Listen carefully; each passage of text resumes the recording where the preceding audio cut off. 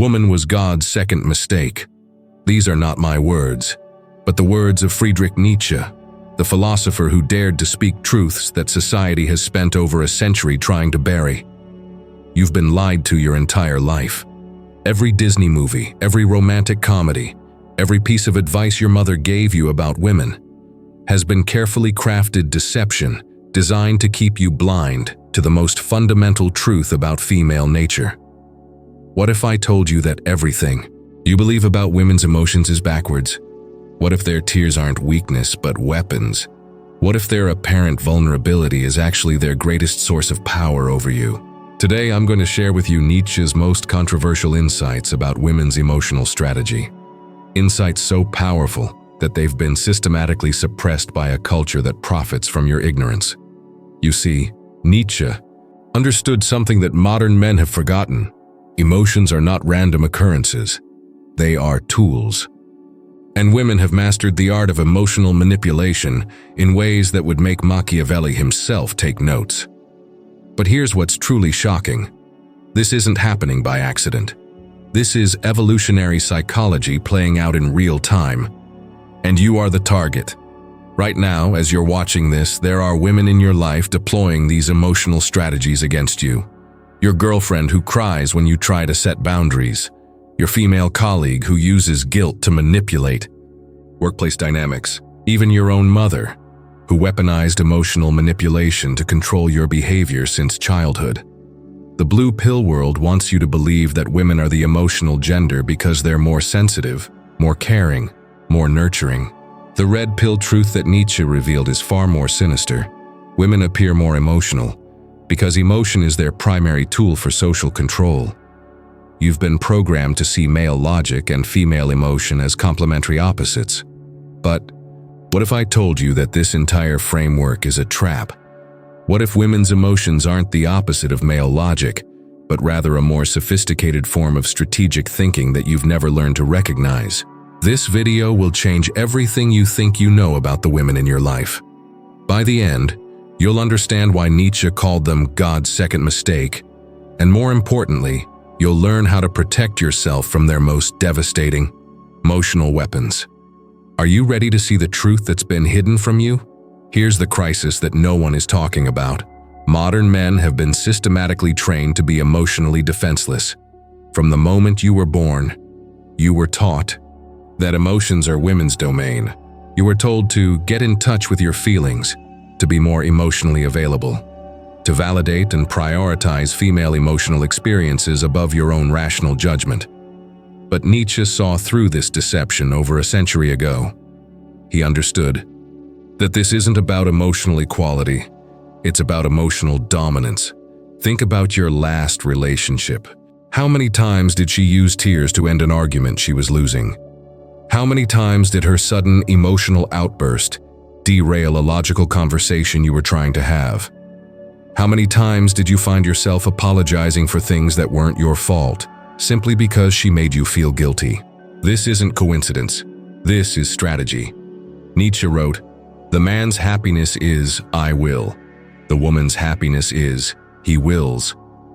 But what he really meant goes deeper than most people realize. Women don't get their happiness from your decisions. They get their happiness from controlling your decisions through emotional manipulation. Here's what the blue pill world won't tell you. Every time you prioritize her emotions over your logic, you're not being a good partner. You're being conquered. The modern feminist movement didn't liberate women from emotional manipulation. It weaponized it. They convinced society that male logic is toxic, while female emotion is authentic. They made questioning women's emotional responses a form of misogyny, creating a perfect shield for emotional manipulation. But here's the most shocking part. Women aren't even conscious they're doing this most of the time. It's so deeply embedded in their evolutionary psychology that it operates automatically. They've been naturally selected for emotional manipulation over thousands of generations because it worked. Frame control, the ability to define the emotional context of every interaction, is women's greatest evolutionary advantage. And modern men have been taught to surrender this frame willingly. You've been conditioned to believe that being emotionally intelligent means understanding women's feelings better. But true emotional intelligence means recognizing emotional manipulation when it's being used against you. Every time you've been told you're not listening when you disagree with her, that's frame control. Every time you've been accused of being emotionally unavailable when you try to use logic, that's emotional manipulation. Every time you've been made to feel guilty for having boundaries, that's psychological warfare. The red pill community talks about hypergamy, women's tendency to seek higher status males, but they miss the deeper truth that Nietzsche understood. Women don't just seek higher status males, they actively work to lower the status of the males they're with through emotional manipulation. This creates a perfect trap. The more you submit to her emotional frame, the less attractive you become to her. But the culture has programmed you to believe that submitting to her emotional frame is what makes you a good man. You're being destroyed by the very behaviors you've been taught make you virtuous. But here's the truth that's even more disturbing. What you think is women's emotional vulnerability is actually their greatest source of power. Nietzsche understood something that modern psychology refuses to acknowledge. Women's emotions aren't reactions, they're weapon systems. Let me break down the specific strategies that are being used against you right now. The guilt matrix. This is where she makes you responsible for her emotional state, while taking no responsibility for yours. When you're stressed about work, you're told to deal with it. When she's upset about anything, suddenly it becomes your job to fix her. Emotions. This isn't empathy, it's emotional parasitism. The victimhood reversal. Watch what happens when you try to address her bad behavior. Within minutes, she'll flip the script and make herself the victim of the conversation. You came to discuss her actions, but somehow you end up apologizing for how you brought it up. This is psychological jujitsu, using your own emotional momentum against you. The emotional hostage situation. This is when she threatens emotional withdrawal, the silent treatment, tears, or threats to leave, whenever you don't comply with her demands. She's not being vulnerable. She's using your attachment to her as leverage to control your behavior. But here's what Nietzsche realized that's truly shocking. Women don't just use these strategies against men they don't respect. They use them most effectively against men they're closest to. The more you love her, the more vulnerable you are to her emotional manipulation. Your love becomes the very weapon she uses to control you. Think about this. Have you ever noticed how she can cry on command when she needs something from you, but can instantly switch to anger when tears don't work? Have you ever seen her have a complete emotional breakdown with you, then answer the phone and speak to someone else in a perfectly normal voice? These aren't emotional instabilities. These are calculated performances. The black pill reality that Nietzsche hinted at is even darker. Women's entire social strategy is built around emotional manipulation because it's evolutionarily effective. For thousands of years, the women who could best manipulate male emotions were the ones who survived and reproduced. You're not dealing with individual bad behavior. You're dealing with millions of years of evolutionary programming. But here's where it gets truly sinister. The same emotional strategies that women use to control individual men, they've now deployed at a societal level. The entire culture has been feminized to prioritize emotional reasoning over logical analysis. Notice how any criticism of female behavior is immediately labeled as hatred or misogyny. Notice how men's spaces are systematically invaded and destroyed in the name of inclusion. Notice how male logical thinking is pathologized as toxic masculinity. This isn't progress. This is conquest. Nietzsche saw this coming when he wrote about the slave morality that would eventually dominate Western civilization.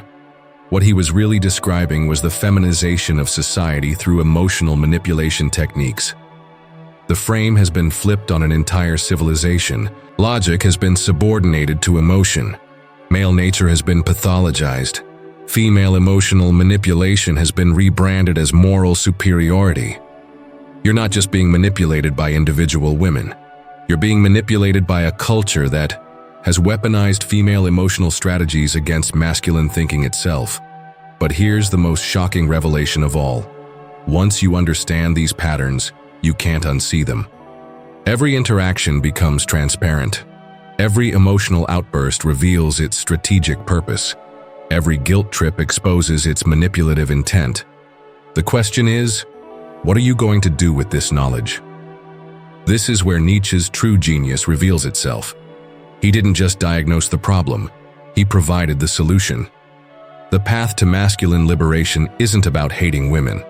It's about becoming immune to their emotional manipulation through the development of what Nietzsche called the Übermensch, the man who has transcended conventional moral programming. Here's the brutal truth. You can't negotiate with emotional manipulation using logic. You can't reason with someone who's operating from an emotional frame. The only solution is to develop unshakable frame control. Frame control starts with a fundamental shift in your psychology. Instead of asking, "How can I make her happy?" you start asking, "What do I will for my life?" Instead of reacting to her emotions, you become the source of the emotional tone in every interaction. Nietzsche wrote, "What does not kill me makes me stronger." But here's what he really meant. Every attempt to manipulate you emotionally is an opportunity to strengthen your psychological immunity. When she cries to manipulate you, you don't comfort the tears, you address the behavior. When she tries to make you feel guilty, you refuse to accept responsibility for her emotional state. When she threatens emotional withdrawal, you demonstrate that your happiness isn't dependent on her approval. This isn't cruelty. This is self-preservation. Satur. Nietzschean man understands that love without respect is just emotional slavery. Real love requires that both people maintain their individual psychological sovereignty. When you allow someone to manipulate you emotionally, you're not being loving. You're enabling destructive patterns. Here's the practical framework for developing emotional immunity. First, you must internalize this truth. Her emotions are not your responsibility. You can choose to care about her emotions, but you are never obligated to sacrifice your judgment, your boundaries, or your values to manage her emotional state. Second, you must learn to recognize emotional manipulation in real time. The moment you feel guilt, confusion, or the urge to apologize for something you didn't do wrong, you're being manipulated. These feelings are not your intuition. They're the result of psychological manipulation. Third, you must develop the ability to remain calm and logical in the face of emotional storms. This is what Nietzsche meant by amor fati, love of beta. You don't fight the storm or try to stop it. You become unmovable in the center of it. The red pill community talks about holding frame, but they miss the deeper philosophical foundation. Frame isn't just about confidence or dominance. Frame is about living according to your own values, regardless of external emotional pressure. When you truly internalize this philosophy, something magical happens. The emotional manipulation stops working. Women quickly learn that tears don't control you, guilt doesn't move you, and threats don't scare you. They're forced to interact with you honestly instead of strategically. But here's the paradox that Nietzsche understood. When you become immune to emotional manipulation, you actually become more attractive to high-quality women. The very independence that protects you from manipulation is what draws authentic women to you. The Übermensch doesn't hate women. He simply refuses to be controlled by them. He can appreciate feminine beauty, enjoy female companionship, even love deeply, but always from a position of psychological sovereignty. This is the difference between the blue pill fantasy of partnership and the red pill reality of masculine leadership. True masculine leadership isn't about controlling women. It's about being uncontrollable by them. You become the oak tree that bends in the wind but never breaks, rather than the grass that gets blown in whatever direction the wind chooses to push it. Now comes the moment of truth. You have the knowledge, you understand the game. The question is, do you have the courage to apply it? Nietzsche warned us. The individual has always had to struggle not to be overwhelmed by the tribe. If you try it, you will be lonely often and sometimes frightened. But no price is too high to pay for the privilege of owning yourself. This is your choice. Remain comfortable in your emotional slavery, or claim your psychological freedom. Starting today, you're going to implement the Nietzschean framework in every interaction. When someone tries to guilt you into compliance, you're going to recognize it as manipulation and refuse to engage. When someone uses tears as a weapon, you're going to address the behavior, not comfort the performance. You're going to stop apologizing for having standards. You're going to stop sacrificing your judgment to manage someone else's emotions. You're going to stop accepting responsibility for feelings that aren't yours. This won't be easy. The entire culture will fight against your awakening. Friends will call you cold. Family will say you've changed. Women will accuse you of being heartless. This is not evidence that you're wrong. This is evidence that you're breaking free from their control systems. Remember, every great man in history was called cruel by those who profited from his weakness. Your mission is to become emotionally self-sufficient, not emotionally closed, but emotionally sovereign. You can choose to be compassionate, but you can never again be compelled to be compliant. Practice saying no without explanation. Practice maintaining your position under emotional pressure. Practice walking away from situations where you're being manipulated. Most importantly, practice the Nietzschean principle of creating your own values, instead of accepting the values that others try to impose on you through emotional manipulation. The blue pill world wants you to believe that being a good man means sacrificing yourself for others' emotions. The red pill truth is that being a truly good man means maintaining your psychological integrity, regardless of external pressure. You are not responsible for anyone else's happiness. You are not required to set yourself on fire to keep others warm. You are not obligated to surrender your judgment to avoid conflict. What you are responsible for is becoming the strongest version of yourself, mentally, emotionally, and spiritually. What you are required to do is live according to your own values. What you are obligated to do is protect your own psychological sovereignty. The men who understand this become leaders. The men who don't become followers. The choice is yours. As Nietzsche himself wrote in his final message to humanity, "I am not a man, I am dynamite." Not because he sought to destroy others, but because he had the explosive power to destroy the illusions that kept him enslaved. Today, you become your own dynamite. Today, you destroy the emotional programming that has controlled your life. Today, you claim your birthright as a psychologically sovereign man. The woman who truly deserves your love will respect this strength. The woman who fights against it was never worthy of it. Your transformation starts now. Your freedom begins today. Your journey to becoming the Übermensch starts with your very next interaction. Will you choose the comfortable slavery of emotional manipulation, or the difficult freedom of psychological sovereignty? The choice, as always, is yours.